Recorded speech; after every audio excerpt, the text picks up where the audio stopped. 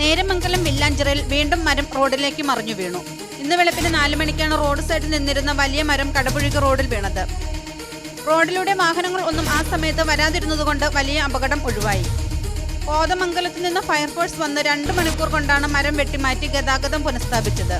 ഇനിയും നിരവധി മരങ്ങൾ റോഡിലേക്ക് ചാഞ്ഞു നിൽക്കുകയാണ്. ഭരണാധികാരികളുടെയും ഉദ്യോഗസ്ഥരുടെയും ശക്തമായ അനാസ്ഥയാണ് ഇതിന് പിന്നിലെന്നും ഇനിയും മരങ്ങൾ മുറിച്ചു മാറ്റാൻ താമസിച്ചാൽ റോഡ് ഉപരോധം ഉൾപ്പെടെയുള്ള സമരപരിപാടികൾ ജനങ്ങൾ ആരംഭിക്കുമെന്ന് മുൻ കവളങ്ങാട് പഞ്ചായത്ത് പ്രസിഡന്റ് സൈജന്റ് ചാക്കോ പറഞ്ഞു.